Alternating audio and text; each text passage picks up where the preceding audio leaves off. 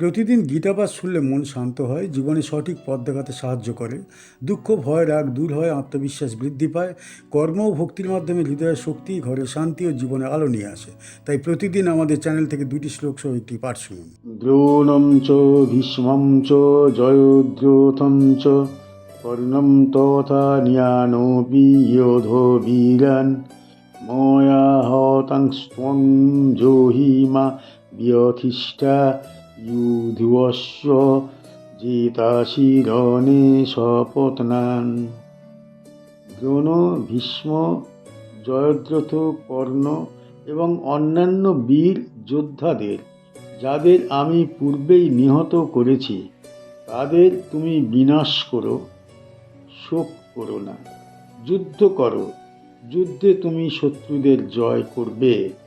দ্রোণম মানে দ্রোণাচার্যকে, চ মানে এবং ভীষ্মং মানে ভীষ্মকে, জয়দ্রথম মানে জয়দ্রথকে, কর্ণম মানে কর্ণকে, তথা মানে তেমনি, অনিয়ন মানে অন্যান্য, ওপি অর্থাৎ আরও, ইয়োধ বীরান মানে বীর যোদ্ধাদের, ময়া মানে আমার দ্বারা, হতান মানে নিহত, তুয়ম মানে তুমি, জহি মানে বিনাশ করো, মা মানে না, বিরথিষ্ঠা মানে শোক করো, ইয়োধস্য মানে যুদ্ধ করো, যে তাসি মানে জয় করবে, রণে মানে যুদ্ধে, শপথ নান মানে শত্রুদের। এই শ্লোকটি শ্রীমদ্ ভগবদ্ গীতার কর্মতত্ত্বকে সর্বাধিক স্পষ্ট ও প্রত্যক্ষভাবে প্রকাশ করে। ভগবান এখানে নির্দিষ্ট নাম উচ্চারণ করে অর্জুনের দ্বিধাকে সম্পূর্ণভাবে ভেঙে দিচ্ছেন। দ্রোণ, ভীষ্ম, কর্ণ এরা সকলেই অর্জুনের কাছে শ্রদ্ধেয়, প্রিয়, গুরুতুল্য। এই নামগুলি অর্জুনের হৃদয়ে শোকের মূল কারণ। ভগবান ঘোষণা করছেন, এই সকল বীর যোদ্ধা কালের দ্বারা পূর্বেই নিহত। মানব চক্ষে তারা জীবিত, কিন্তু ঈশ্বর দৃষ্টিতে তাদের পরিণতি স্থির। এখানে ভগবান কালের অধিপতি হিসাবে নিজের কর্তৃত্ব প্রকাশ করছেন। অর্জুনকে বলা হচ্ছে, তুমি শোক করো না, কারণ তুমি কাউকে হত্যা করছো না, তুমি কেবল সেই ঘটনার প্রকাশ ঘটাচ্ছ যা ঈশ্বরীয় বিধানে নির্ধারিত। এই শ্লোকের কেন্দ্রে আছে মা ব্যথিষ্ঠা, শোক করো না। শোক এখানে অজ্ঞতার লক্ষণ। ধর্মযুদ্ধের ক্ষেত্রে ব্যক্তিগত মমতা অধর্মের জন্ম দেয়। ভগবান অর্জুনকে স্মরণ করিয়ে দিচ্ছেন, ক্ষাত্রীয় ধর্মে আবেগ নয়, ধর্মবোধই প্রধান। ইউধিয়স্য এই এক শব্দে গীতার সক্রিয় ধর্ম ঘোষণা করা হয়েছে। ধর্ম স্থির নয়, তা রক্ষা করতে হয়। ভগবান যুদ্ধকে হিংসা হিসাবে দেখাচ্ছেন না, তিনি একে ন্যায় প্রতিষ্ঠার উপায় হিসাবে স্থাপন করছেন। অধর্মের বিরুদ্ধে সংগ্রাম এখানে পুণ্য কর্ম। চেতাসি রণে শপথ নান, এই বাক্যে ভগবান অর্জুনকে নিশ্চিত আশ্বাস দিচ্ছেন, এই জয় ব্যক্তিগত গৌরবের জন্যে নয়, এটি ধর্মের জয়। অর্জুন যদি ঈশ্বরের আদেশে কর্ম করেন তবে পরাজয়ের প্রশ্নই ওঠে না। এই শ্লোকটি কুরুক্ষেত্র যুদ্ধের ঠিক পূর্ব মুহূর্তে বিশ্বরূপ দর্শনের চূড়ান্ত পর্বে উচ্চারিত। অর্জুন তখনও অন্তরে দ্বিধাগ্রস্ত। তিনি ভাবছেন, যাদের হাতে তিনি শিক্ষা পেয়েছেন, যাদের সঙ্গে জীবন কাটিয়েছেন, তাদের বিরুদ্ধে অস্ত্র তুলবেন কিভাবে। এই প্রসঙ্গে ভগবান অর্জুনকে স্পষ্ট করে দেন, এটি ব্যক্তিগত যুদ্ধ নয়, এটি ধর্ম ও অধর্মের সংঘর্ষ। যারা অধর্মের পক্ষে দাঁড়িয়েছে তারা যতই শ্রদ্ধেয় হোক, কালের নিয়মে তাদের পতন অবশ্যম্ভাবী। এই শ্লোক গীতার এক কঠোর কিন্তু মুক্তিদায়ক বাণী বহন করে।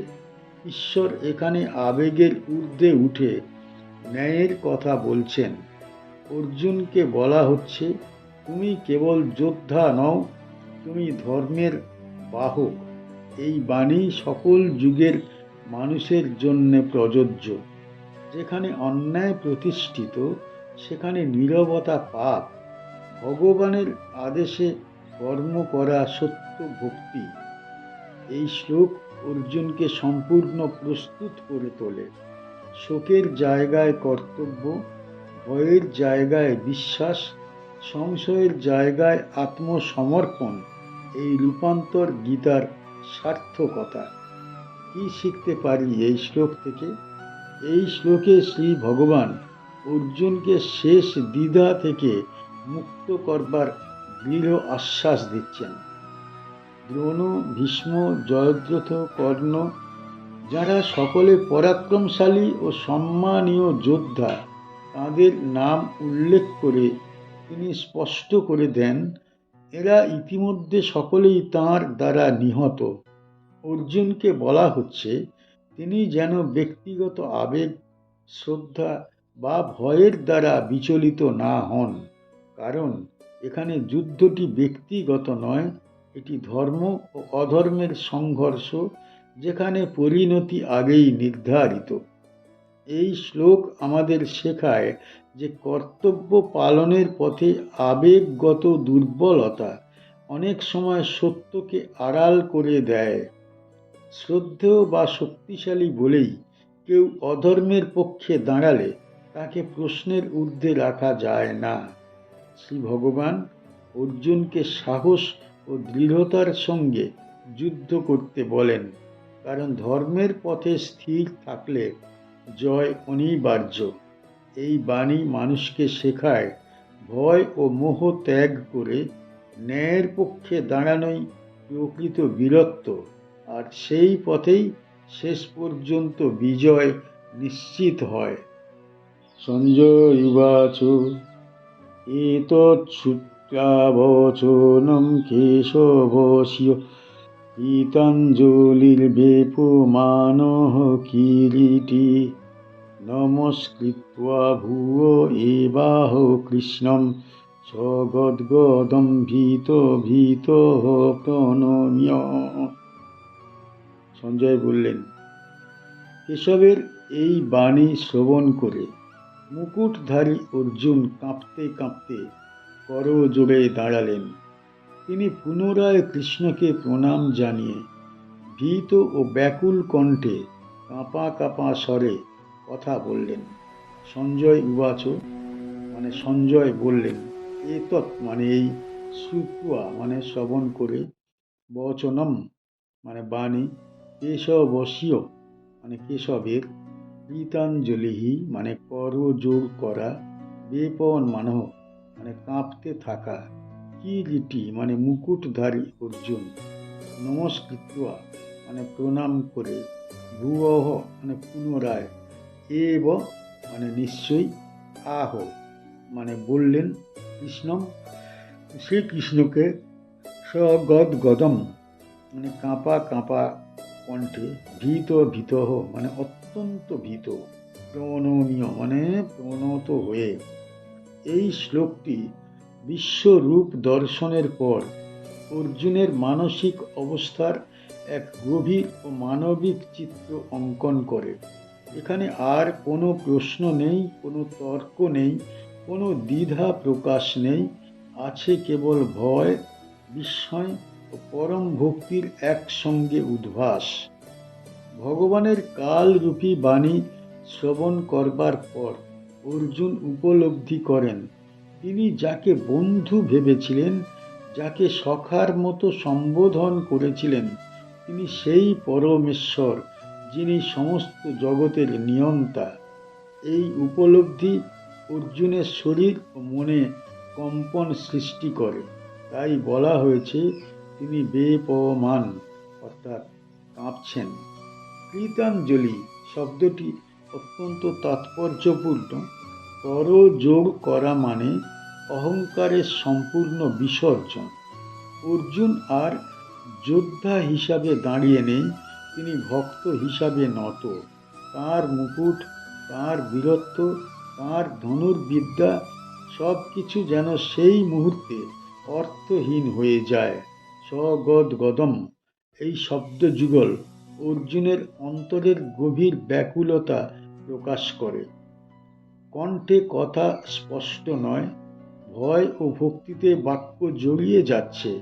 এটি দুর্বলতার চিহ্ন নয়, বরং ঈশ্বর সান্নিধ্যে মানব সত্তার স্বাভাবিক প্রতিক্রিয়া। এই শ্লোক আমাদের শেখায়, যখন মানুষ ঈশ্বরকে সত্যরূপে উপলব্ধি করে, তখন তার সমস্ত অহংকার, সমস্ত সাহস, সমস্ত আত্মবিশ্বাস লুপ্ত হয়ে যায়। তখন থাকে কেবল প্রণতি। এই প্রণতিই ভক্তির সর্বোচ্চ স্তর। এখানে অর্জুন ভীত, কিন্তু সেই ভয় ঈশ্বর বিমুখ নয়। এই ভয় ঈশ্বর সান্নিধ্যের ফল। এটি সেই ভয় যা মানুষকে শুদ্ধ করে, নম্র করে, আলোকিত করে। এই ভয় থেকেই জন্ম নেয় পরম বিশ্বাস। এই শ্লোকটি ধৃতরাষ্ট্রকে যুদ্ধক্ষেত্রের ঘটনা বর্ণনা করবার সময় সঞ্জয়ের মুখে উচ্চারিত। সঞ্জয় দিব্য দৃষ্টির দ্বারা কুরুক্ষেত্রের দৃশ্য প্রত্যক্ষ করছেন এবং রাজাকে জানাচ্ছেন অর্জুনের অন্তর্লোকের পরিবর্তন। এই প্রসঙ্গে গীতার এক গুরুত্বপূর্ণ শিক্ষা স্পষ্ট হয়। ভক্তি মানে কেবল প্রশান্তি নয়, ভক্তি মানে ঈশ্বরের মহিমা উপলব্ধি করে নিজেকে ক্ষুদ্র জেনে প্রণত হওয়া। অর্জুনের এই ভীতি কোনো দুর্বলতা নয়, এটি জ্ঞানের পরিণতি। এই শ্লোক মানব জীবনের এক চরম সত্য স্মরণ করিয়ে দেয়। যতক্ষণ মানুষ ঈশ্বরকে নিজের সমান ভাবতে চায়, ততক্ষণ সে অজ্ঞ।